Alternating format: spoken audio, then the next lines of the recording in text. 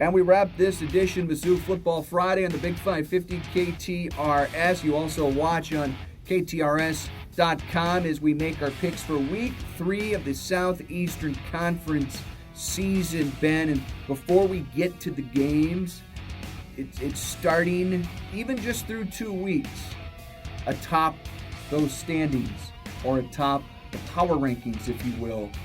Alabama, Georgia, at least through 2 weeks. And I say Georgia after what they did last week to Auburn in the second half against Arkansas. That first half against the Hogs looked like Georgia was in for another year of playing musical chairs at quarterback. But quickly, with the development of maybe Stetson Bennett and the development or hopeful slow recovery for JT Daniels, the former USC quarterback, that Georgia, in that regard, is going to be a little bit deeper.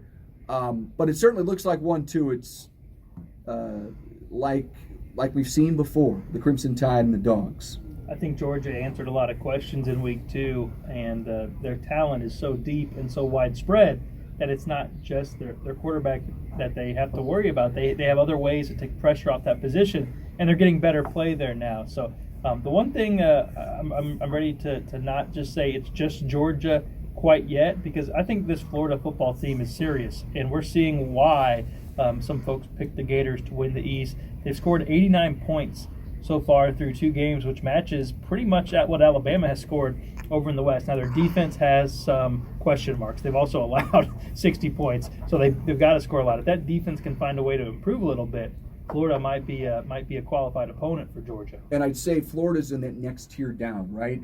I think the only reason why I don't have them up there with Bama and Georgia is, as you mentioned, that defense, which certainly looked vulnerable week 1 to Ole Miss. Last week, maybe not as much, but you're right. I don't think it's certainly not at the level of what Bama and Georgia have shown, and certainly shown in years gone by. But for Florida, they've been trying to rediscover that offense since Urban Meyer left. So if Kyle Trask is the real deal, I feel like Florida's going to be in every game that they play. And it's suddenly their offense that's doing it, that's been missing for a long time. Yeah, Florida is the team that has a chance to take down Georgia. That will be the one. Tennessee off to a 2-0 start, but and they look good, and they look very good against Missouri, as we'll discuss obviously in the show. I don't think they're quite at that Florida level. Kentucky's been a disappointment to me, man. I thought Kentucky would be set for a good year. They're in an 0-2 hole now, and they'll win more games than they have so far, but not a great start for Kentucky. And then after that, you've got one of Kentucky becoming one of 4 teams in the SEC East that has not yet won a game. So that's where Missouri is, kind of hanging out at the bottom of the East. Kentucky, South Carolina, Missouri, and Vanderbilt all looking around, going, okay, when are we going to get on the board here? No question. There is a bit of contrast between the top and the bottom in the league at the moment, but we know this league's going to beat up on each other at times. And I've heard multiple people say the winner coming out of the SEC could have more than one loss. That maybe seems hard to believe when you look at Alabama, but let's remember they've got to go through that entire SEC West. It's going to be a brutal run for everybody, Bama, Georgia, Florida included. LSU, throw them in the mix, and we'll get to that Mizzou-LSU game here in a little bit. Let's start Arkansas and Auburn. Arkansas, Barry Odom's unit, they score on defense last week. The defense is going to be very good. They're 16-point dogs. That line may change by the time we get to Saturday, as Auburn loses their top tackler, KJ Britt. He's got a thumb injury. He's their number 1 tackler. Impacts the Auburn defense, I think, just a little bit. This is hard. You don't want to overreact to what you saw against their top-tier Georgia team on the road. I'm going to go Auburn here minus the points. I feel like, again, this is classic overreaction zone. So I'm going to stick with probably what the odds makers had, and in fact, you might even be getting a bit of a discount. Before the season started, that might have been closer. Auburn minus 21. I'm with you on this one. I think Arkansas had its magic moment this season, and congratulations to the Razorbacks for doing it. You get to take down Mississippi State after Mississippi State was riding the high of its season opening win. I think things get back to more normal against Auburn. So I'm with you. I'll take Auburn with the points. They're a 16-point favorite. Right. Again, if you get a bit of a discount there, I think that's probably why we both like the Tigers in that game down in Alabama. Speaking of Alabama, Crimson Tide, they're on the road at Ole Miss. Ben, the Rebels getting 24 points at home. The over-under has shifted because of the possibility of inclement weather with the hurricane spinning around the Gulf of Mexico. How do you see this one maybe playing out? Well, I did see the clip of Nick Saban responding to Lane Kiffin, referring to him as being a senior citizen. And it was one of those ones where he smiled, but you could tell he was kind of annoyed. So, look, I think Alabama's on a mission this year to not only win, but win with style and prove that they deserve to be back in the college football playoff. I think Nick Saban personally will be motivated for this game and have his team fired up. So I'm actually going to take Bama to cover. It's a big spread, 24, but I think Bama blows this one out. I'm going to go Bama as well, and it's a little scary, and certainly the points jump out at you. And as we record this, who knows? This game could have been shifted. They could be playing right now. They could be playing next week because of the hurricane. But as it stands right now, with some of the weather that could be in the area, you do wonder if Bama could even pitch a shutout in this game if the weather sort of works against a potent passing attack, and if Bama can then just shift to a ground and pound and just keep Ole Miss on their end of the field the entire time. I think that'd be very curious. It's not so crazy to pick them to cover. Alabama has scored 90 points this season, most in the SEC. Ole Miss has allowed 92 points, which is the most in the SEC. That Rebels defense is suspect, and Alabama has a lot of ways to make you hurt defensively. Well, let's shift to a team you called fairly disappointing. Kentucky, they're 2.5-point favorites against Mississippi State on Saturday. Again, Coach Mike Leach's team licking their wounds after falling to Arkansas. Kentucky favored by 2.5. This is practically a coin flip. For me, I'm not going to waver, and I believed a lot in Kentucky at the start of the year. I still think all those pieces are in place, and you do have to wonder about Mississippi State's win there week one. That was without Derek Stingley at LSU. You wonder how much of an impact that had. And that's kind of like our barometer right now for Mississippi State. For me, it's mostly just sticking with Kentucky. They're bound to do what we think they're capable of doing here soon. It's at home. Again, I feel like you get a bit of a discount. This game would probably be 7 or 8 points before the season started. I'll take the Wildcats. I'm going to take the Bulldogs here. I think they're going to be hit or miss all season. I think it's solely going to depend on it's going to come down to defense. If you can stop that passing attack, you'll have success. If you can't, then you're going to struggle. And with what Kentucky has done, it allowed 42 points to Ole Miss. I think the Bulldogs will be able to move the ball. So I'm gonna take Mike Leach for another SEC win here. Let's shift to South Carolina and Vanderbilt in Nashville, where the Commodores are getting about 2 touchdowns at home against South Carolina. 2 teams that I don't think are particularly good. Certainly Vanderbilt, I think they're probably the worst. And I would not pick Vanderbilt to win this game outright. But Vandy getting a couple of touchdowns here, Ben, kind of leads me into their camp here. 14 points is a lot to give when you're kind of a middling team. I'd feel better about picking South Carolina if they were at home. But I'm going to go Vanderbilt at here. I hate to do it because they're not good, but they're getting points. It's sort of like the lesser of 2 evils, maybe, but I'm going to go Vandy. Yeah, I'm going to take USC. Vanderbilt scored 20 points this year and allowed about 60. South Carolina has been a more balanced, albeit not good team, been more balanced. So I think this is where the talent is going to be. Is gonna show here, and I think South Carolina gets on the board, gets its first win, and by more than 2 touchdowns. All right, let's move to Texas A&M. They are hosting Florida. This feels like a big game. Gators, Kyle Trask, maybe the leading Heisman Trophy favorite here through just 2 weeks. They get a really stiff test, and Ben, this is where I think we learn how good that Florida defense can be. This is one where they may have to win the game because Texas A&M, I feel like they're close to breaking out here. Again, don't want to overreact. They got blown out at Alabama last week. I thought A&M would cover, but let's be honest, it's hard to it's hard to go in there and do much against Bama and Tuscaloosa. I think Florida can win this game, but I'm not sure how much they're going to win it by. This has the makings of a shootout, maybe one that comes down to a field goal. So I think it's going to be very close. So I'm gonna take the Aggies to cover here, even though it's just 6. I'm going to continue to buy where I think there's some preseason value. Texas A&M is getting almost a touchdown at home. Texas A&M was a preseason top 10 team, and I feel like this is one where if you told me after the game A&M won it outright, I'd say, yeah, that makes sense. I don't think any of us would be shocked by that. And they're getting 6 points. Again, I'm looking at value. I can see Florida certainly winning as well, but I'm going to take A&M. I think they might win it outright. And I'll take those 6 points at home against the Gators. Let's shift, Ben. I think this might be the biggest game of the day. Big time.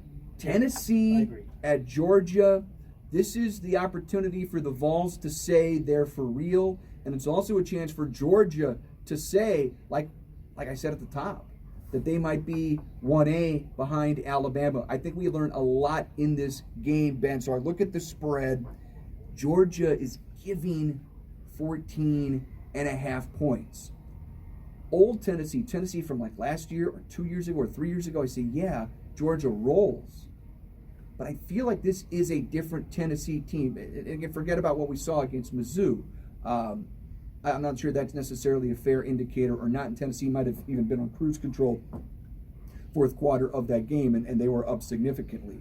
So I'm not using that as my barometer here. I legitimately feel like Tennessee is a top 20 program, and they're getting more than 2 touchdowns. I'm going to take Tennessee at Georgia, getting points against the Dogs.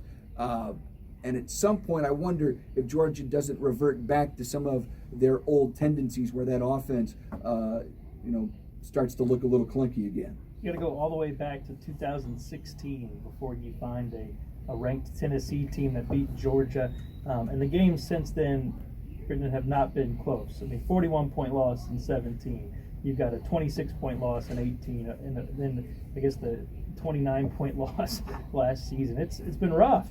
I do think this Tennessee team is better, and I think I don't think they will win. I think this will be a close game. I think it'll be a thrilling game, and I think Tennessee is good enough to cover and get within that 14.5. I'm with you on this one. We're on the same page there. Vols getting 14.5. We think they covered down in Athens, Georgia.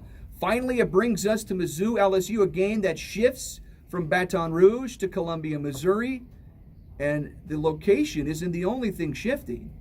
And it's not just the game time shifting. You hear it tomorrow, 11 a.m. on the Big 550, 9 o'clock pregame. But the spread has shifted, Ben. This was 20.5 points or 21, depending on what book you looked at.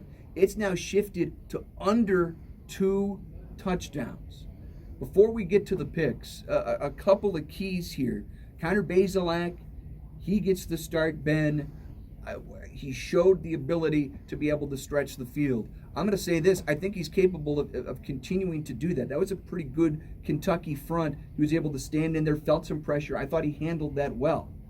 I'm going to be honest. Can the receivers make plays for him? Because they dropped, six passes in that loss. His receivers must make plays, whether it be Knox or Chisholm or your tight end, or I'd love to see Beatty make some plays. He's run a couple of wheel routes and look pretty good coming out of the backfield. I think those receivers have to make plays for Bazelak. He can't do it all by himself. He's got to make catches. Worry about the play after you catch the ball, but get the ball in your hands and secure it. I think that would have been a different game, perhaps in Knoxville. I think so too. If some guys make a few catches. So we know this about LSU. They can be upset. I mean, with what Mississippi State did in week 1. We also know that Missouri now no longer has a quarterback controversy or competition.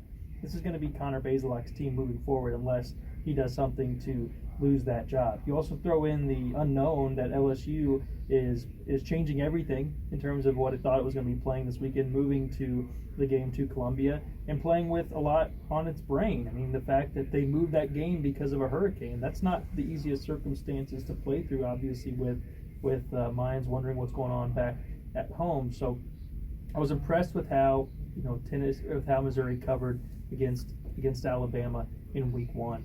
I could see them doing that again here in week 3 now that they know which direction they're moving forward with quarterback. They've got to get some better play along the offensive and defensive lines. We're seeing Eli Drinkwitz start to move some responsibility to some younger guys, and if they respond well, then I think this could be a closer game than some folks think. So I'm actually going to take Missouri to cover in this game. I'm going to throw another key out there before I make my pick, Ben. How big of a difference does Derek Stingley make in that defensive backfield? As he's been lost here for the first couple of weeks of the season. Illness, non-COVID. I think he had some sort of food poisoning issue. Took him a little while to bounce back. He is potentially the best defensive player in America. Yes. And I don't think that should, we can't discount that.